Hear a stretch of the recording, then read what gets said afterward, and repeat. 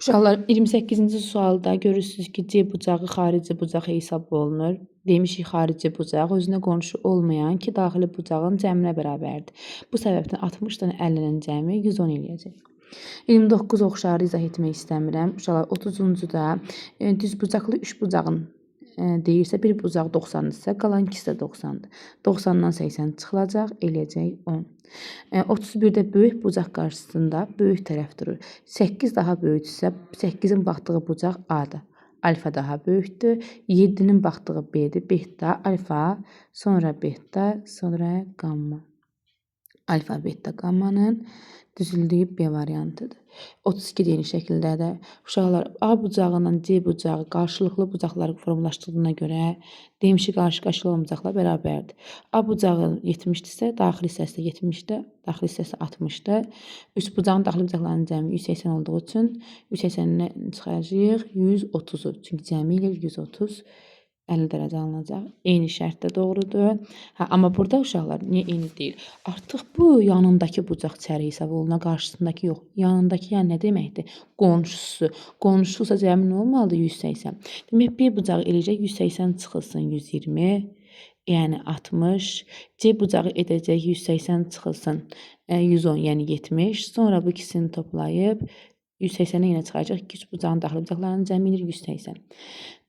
Burada yenə görürsünüz, xaricdə yerləşir. Yəni nə bucaq hesab olunur? Xarici bucaq. Özünə qonşu olmayan ki, daxili bucağın cəminə bərabərsə, 50-nin üzərinə gəlib 120 alınıb 70. Gələk 37-ci suala uşaqlar. 37-də A, M, C bucağı. Mən sizə bildirmişəm ki, M bucağı ortada hansı hərf göstərilirsə, o, yəni bucağın yerini göstərir. A, M-dir, yəni bu hissəni göstərir.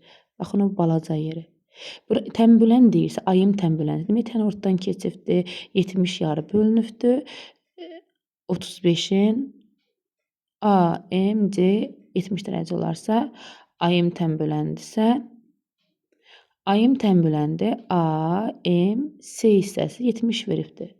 Uşaqlar, mənə elə gəldi, burada o necə təyin edə bilərlər?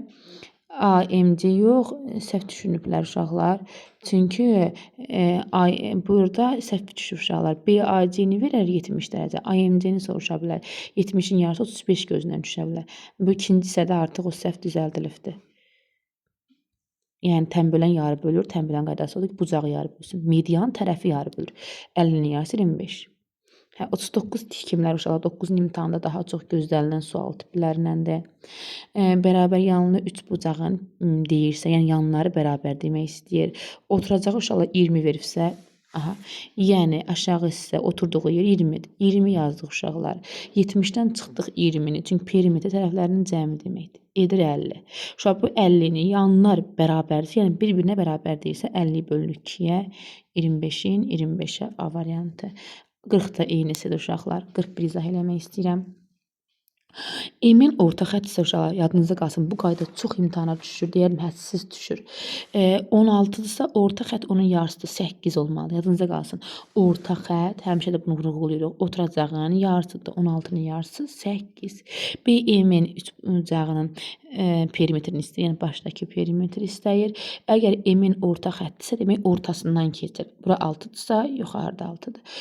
Orta xətdirsə, demək yuxarıda 7-dir, ortasından keçir axı. Bura 7-dir, digəri 7-dir. Perimetr tərəflərinin cəmi isə 6 üstə gəlsin, 7 üstə gəlsin, 8 cavabımız. 43-də paralelisi uşaqlar, yəni demək istəyir ki, ölçüləri eyni kəsib. Bax, 6, 6, 6 kəsib.